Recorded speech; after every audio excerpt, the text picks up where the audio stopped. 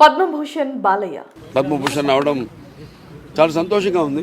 Car చూపే నంది ముందు రంగు మార్చిన పంది కారు కూతలకు వస్తే కపాలం పగిలిపోతే. ఇక నుంచి నందమూరి అభిమానులు జై బాలయ్యతో పాటు పద్మభూషణ్ బాలయ్య నామస్మరణతో జపిస్తారు. ఎందుకంటే బాలయ్య గౌరవానికి, హుందాతనానికి, ఆయన చేసిన సినీ రంగ సేవకి, అంతకంటే ఎక్కువ రాజకీయ ప్రజాసేవకి మరియు వ్యక్తిగతంగా బసవతారకం ఆసుపత్రి ద్వారా క్యాన్సర్ పేషెంట్లకు ఉచితంగా అందిస్తున్న వైద్యానికి అన్నిటినీ పరిగణలోకి తీసుకొని కేంద్ర ప్రభుత్వం బాలయ్యను పద్మభూషణ్ అవార్డుతో సత్కరించింది.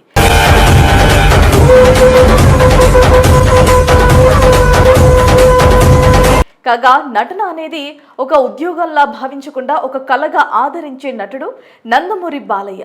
అటు నటన, ఇటు రాజకీయాలు, మరోపక్క వైద్య రంగంలో సేవలు, ఇలా 5 దశాబ్దాల నుంచి విరామం లేకుండా పనిచేస్తూ తెలుగు చిత్ర పరిశ్రమకు విశేష సేవలు అందిస్తున్న బాలయ్య కృషికి గుర్తింపుగా ఇప్పుడు పద్మభూషణ్ పురస్కారం లభించడంతో అన్ని వర్గాల నుంచి అభినందనలు వెల్లువెత్తుతున్నాయి.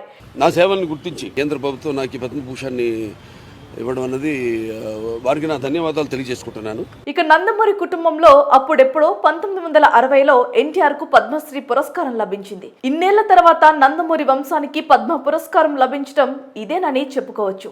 అలాగే 5 దశాబ్దాల బాలకృష్ణ నట జీవితంలో భారీ విజయాలే కాదు, కొన్ని పరాజయాలు ఉన్నాయి. అయినా కానీ ఆయన అపజయానికి ఎప్పుడూ కుంగిపోలేదు. విజయానికి దగ్గరదారులు వెతుక్కుంటూ రాజీపడలేదు. ప్రతి చోట కష్టపడుతూ వచ్చారు. సినిమాలో డైలాగ్ చెప్పడంలో కానీ, రాజకీయాల్లో మాట్లాడటం కానీ, దేంట్లోనైనా బాలయ్యది ఒక ప్రత్యేక ఒరవడి. కళ్ళ వెంట నిప్పులు కురిపిస్తూ బేస్ వాయిస్ తో ప్రత్యర్థులకు వణుకు పుట్టిస్తారు. ఆయన తెరపై డైలాగులు చెబుతుంటే థియేటర్స్ లో దద్దరిల్లిపోతూ ఉంటాయి. కారు చూపే నంది ముందు రంగు మార్చిన పంది కారు కూతలకు వస్తే కపాలం పగిలిపోతే. తండ్రి ఎన్టీఆర్ లాగే బాలకృష్ణకు కూడా తెలుగు భాష అంటే ఎంతో గౌరవం. సినిమాలో తెలుగుదనం ఉట్టిపడే పదాలతో డైలాగులు చెప్పే బాలయ్య నిజ జీవితంలో కూడా తన ఆహార్యం, అలవాట్లతో ప్రత్యేకంగా కనిపిస్తూ ఉంటారు. క్రమశిక్షణకు ప్రాణం ఇస్తారు. అలాగే ఆయనది ముక్కుసూటి తత్వం. నానుడి వ్యవహారం నచ్చదు. మనసులో ఏముందో అది బయటకు చెప్పడం, నిజాన్ని నిర్భయంగా వెల్లడించడం ఆయనకు అలవాటు. 6 వయసులో కూడా ఎంతో చిలాకీగా ఉంటూ యువ హీరోలకు గట్టిపోటీ ఇస్తున్నారు. అన్స్టాపబుల్ కార్యక్రమంతో దేశవ్యాప్తంగా ఆయన భారీ క్రేజ్ సంపాదించుకున్నారు. రాజకీయ నటుడుగా కూడా తండ్రి వారసత్వాన్ని కాపాడుతున్నారు. 3 సార్లు హిందూపురం శాసనసభ్యుడిగా ఎన్నికై హ్యాట్రిక్ సాధించిన బాలయ్య ప్రజాసేవలోనూ తన ముద్రను చాటారు. ఇదిలా ఉంటే బాలయ్యకు పద్మభూషణ్ అవార్డు రావడంతో సీఎం చంద్రబాబు ఎక్స్ వేదికగా శుభాకాంక్షలు తెలియజేశారు. తెలుగు సినీ దిగ్గజం ఎమ్మెల్యే నందమూరి బాలకృష్ణకు హృదయపూర్వక అభినందనలు. లెజెండరీ ఎన్టీఆర్ వారసత్వాన్ని నిలబెడుతూ మీరు సినిమా, రాజకీయాలు, దాతృత్వంలో మినిగా నిలిచారు.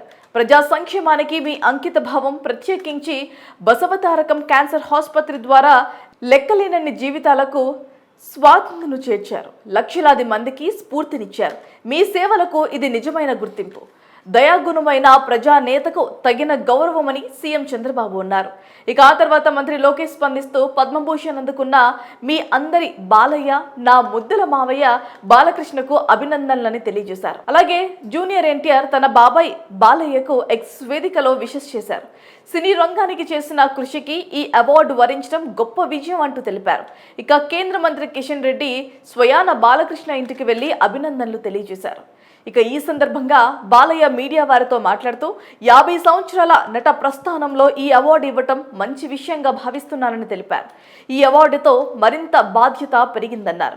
తన అభిమానులు, అన్నదమ్ముల్లాంటి వారిని తన గుండె చెప్పుడని, ఒక తల్లి కడుపున పుట్టకపోయినా అందరం అన్నదమ్ములే అంటూ చెప్పుకొచ్చారు. నందమూరి తారక రామారావు స్వర్గీయ ఎన్టీఆర్ కు భారతరత్న అవార్డు ఇవ్వాలని ఈ సందర్భంగా కేంద్ర మంత్రి కిషన్ రెడ్డికి బాలయ్య విన్నవించుకున్నారు.